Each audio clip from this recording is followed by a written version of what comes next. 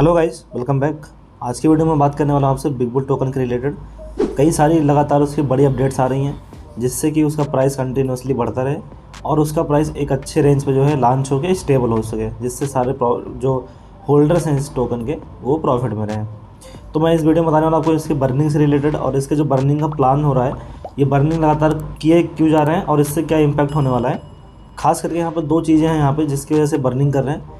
पहला तो ये है कि जिससे ज़्यादा से ज़्यादा सप्लाई मतलब टोकन की बर्न हो जाए और सप्लाई कम होगी तो इससे ज़्यादा चांसेस हैं कि जो है इसकी प्राइस जो है एक अच्छे खासे रेंज पे स्टेबल हो पाएगी लॉन्चिंग के बाद।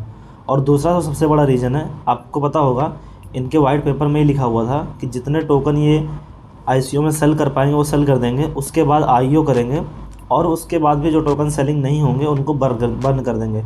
तो हो सकता है ये सीधा लिस्टिंग करने जा रहा हूँ, आईओ ना करें, और आईओ नहीं करेंगे इसके लिए सीधा ये आईसीओ के बाद बचे हुए टोकन को बर्न कर देंगे और बर्न जितने भी टोकन बचे होंगे वो सारे बर्न हो जाएंगे। यहाँ पे काफ़ी ज़्यादा जो है टोकन बर्न होने वाले हैं, काफ़ी ज़्यादा संख्या में, क्योंकि टोकन इनके बहुत ही कम अभी तक सेलिंग हुए हैं। तो सारे डिटेल्स मैं आपको इस वीडियो में बताने वाला हूँ। सबसे पहले आप इसकी प्राइस देख सकते हैं, INR में 84.7 हो गया, मतलब कि 85 रुपीज़ के आसपास आ चुका है। डॉलर में 1.3। और अगर इसके होल्डर्स की बात करें तो आप इसके BSC स्कैन में जाकर होल्डर्स भी देख सकते हैं। कंटिन्यूसली होल्डर्स बढ़ते जा रहे हैं, लगभग जो है आप देख सकते हैं 91,733 होल्डर्स टोटली इनके यहाँ पे कंप्लीट हो चुके हैं अभी तक। अभी आप देख सकते हैं यहाँ पे क्लियरली लिखा हुआ है remaining unsold token from IO will be burn, मतलब आईओ के बाद जो टोकन बचेंगे वो सारे बर्न कर दिए जाएंगे। तो अभी इनका आईओ हो नहीं रहा है, सिर्फ आईसीओ ही चल रहा है और सीधा जो है बिटमार्ट पे लॉन्चिंग कर रहे हैं। बिटमार्ट पे आईओ होगा या नहीं होगा इसकी कोई कंफर्मेशन नहीं है अभी तक, बट जहाँ तक चांसेस है कि आईओ नहीं होगा, सीधा आईसीओ होकर और लिस्टिंग हो जाएगी। तो इसकी वजह से टोकन जो है आईसीओ के बाद ही जो है यहाँ पे बर्निंग कर रहे हैं, जिससे कि जो भी रिमेनिंग अनसोल्ड टोकन है वो सारे बर्न हो जाएं।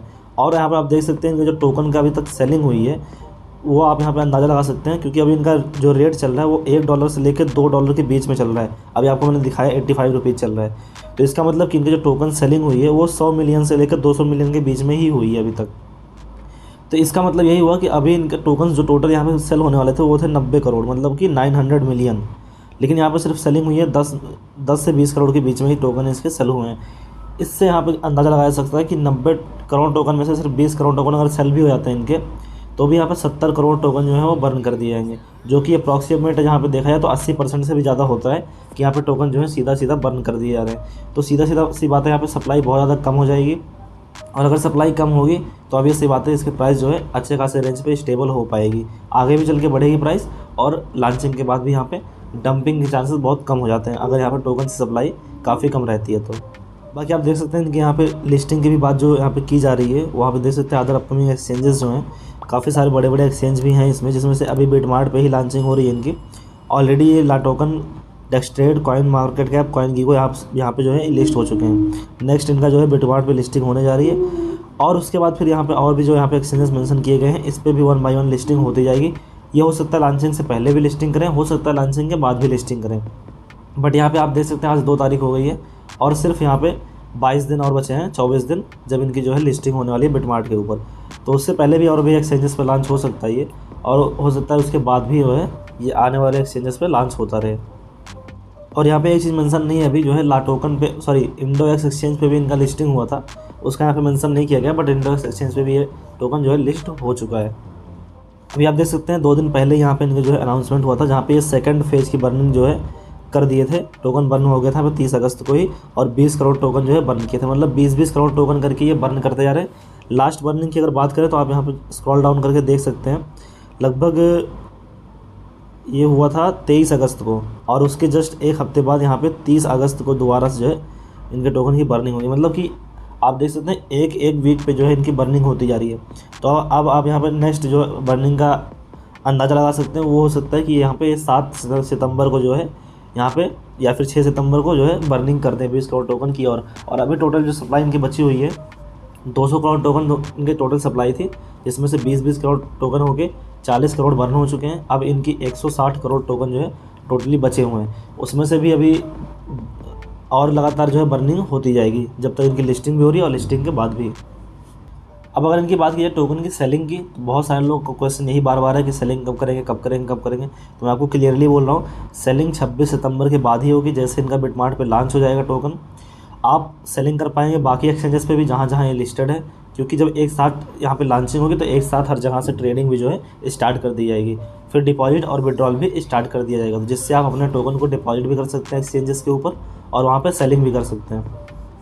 और हो सकता है कि ये पैनकेक स्वैप पे भी लिस्ट कर दें, जिससे कि आप लिक्विडिटी ऐड कर देंगे तो वहाँ पर आप ट्रस्ट वॉलेट के ऊपर भी आप अपने टोकन सेल कर पाएंगे। मतलब कि आपको एक्सचेंजेस पर टोकन भेजने की ज़रूरत नहीं है, आप ट्रस्ट वॉलेट में भी टोकन अपने सेल कर सकते हैं अगर वहाँ पे लिक्विडिटी ऐड करते हैं तो। अगर नहीं किया तो ऑब्वियसली आप बिटमार्ट पे, इंडोएक्स एक्सचेंज पे, ला टोकन पे, हर जगह पे जहाँ जहाँ ये रजिस्टर्ड है वहाँ पर ट्रेडिंग स्टार्ट हो जाएगी और सारी जगहों पर आप जाके अपने टोकन्स को सेल कर सकते हैं 26 सितंबर के बाद ही। और कई सारे लोगों का ये भी डाउट है कि कितना टोकन हमको सेल कर देना चाहिए और कितना हमारे पास रखना चाहिए इन फ्यूचर ग्रोथ के लिए। तो मैं यही कहूँगा कि आपने जितना इन्वेस्ट किया है उससे ज़्यादा आप जितना प्रॉफिट चाहते हैं उतना प्रॉफिट लेके बाकी टोकन्स को होल्ड करिए, क्योंकि यहाँ पे होल्डिंग जो है सबसे अच्छा चीज़ होता है। अगर आपको लॉन्ग टर्म में प्रॉफिट लेना है तो हो सकता है आप आज इसको सेल करके निकल जाएँ और कल को आप इस टोकन को बाई नहीं करते हैं और फिर बाद में आपको मालूम पड़ता है कि इस टोकन की वैल्यू काफ़ी अच्छी खासी हो चुकी है, क्योंकि इनके यूज़ केसेस भी कंटिन्यूसली लॉन्च होते जा रहे हैं और भी यूज़ केसेस इनके आने वाले हैं जिसकी अनाउंसमेंट लगातार होती रहेगी। मतलब ये एक फंडामेंटल टोकन है, तो यहाँ पे कोई चांसेस नहीं है कि यहाँ पे आपके साथ स्कैम हो जाएगा या फिर टोकन डंप हो जाएगा तो फिर 2-2 साल तक अप नहीं होगा, ऐसा नहीं है। ये एक ट्रेडिंग टोकन रहेगा, कंटिन्यूसली इसमें ट्रेडिंग होती रहेंगी क्योंकि फंडामेंटल टोकन है और उसके यूज केसेस भी हैं।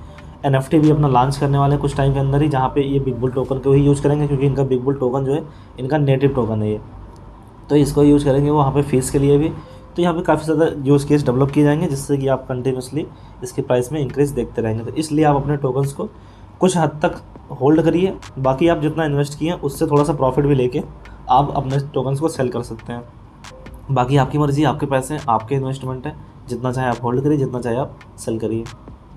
सो आई होप आपको ये वीडियो अच्छे से क्लियर होगी। अगर फिर भी कोई डाउट है तो कोई बात नहीं, आप कमेंट में डालो, मैं आपको रिस्पॉन्स करूँगा। And thanks for watching. मिलते हैं नेक्स्ट वीडियो में, बाय बाय।